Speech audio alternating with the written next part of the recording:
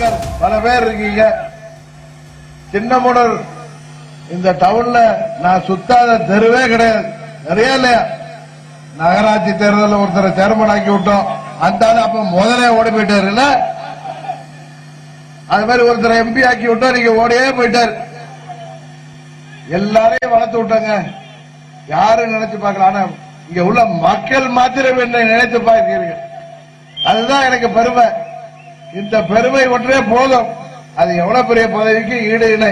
அண்ணா அப்பா தர பாத்தீங்களா? நம்ம ஊரு எப்படி இருக்குன்னு 15 வருஷம் கழிச்சு வர்ற உண்மையா 2010க்கு அப்புறம் இந்த மக்களை சந்திக்கின்ற வாய்ப்பு எனக்கு இல்லாமல் போயிட்டு சிலர் செய்த சதியால் நான் அரசியல் இருந்தே ஒதுங்கி இருக்க வேண்டிய கட்டாயம்.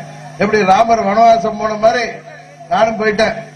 ஆனா மீண்டும் வந்து குதிச்சுட்டு உங்கள் வேட்பாளராக அப்பெல்லாம் அம்மா இருந்தாங்க. அவங்கள்ட்ட உங்களுக்கு வேண்டியதெல்லாம் நமது சின்னமனூர் போல அப்பொழுது இருந்த பெரியகுளம் தொகுதியில அனைத்து பகுதிகளின் தேவைகளையும் உங்கள் வீட்டு பிள்ளையாக நான் அம்மா அவர்களிடம் பெற்று தந்தேன். அன்றைக்கு 2 மந்திரிகளையும் அம்மா அவர்கள் நமது பகுதிக்கு கொடுத்தார்கள். சரியா இல்லையா? ஏன் முதல் மந்திரியே கொடுத்தாங்க அம்மா 6 மாசத்துக்கு. அது நமக்கெல்லாம் பெருமை. இன்றைக்கு அந்த முதல் மந்திரி நம்முடைய வந்து விட்டார். சரிதானே?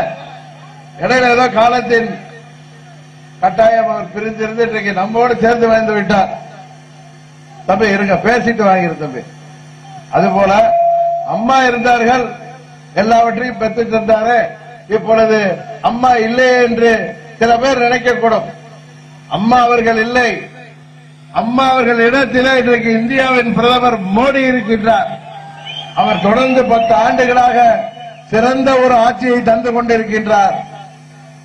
ஊழலற்ற ஆட்சி, இந்தியாவின் பாதுகாப்பை உறுதிப்படுத்துகின்ற ஆட்சி. அந்த மோடி அவர்கள் மீண்டும் 3வது முறையாக பிரதமராக போவது உறுதி என்பதை இந்த நேரத்திலே நான் தெரிவித்துக் கொள்கின்றேன்.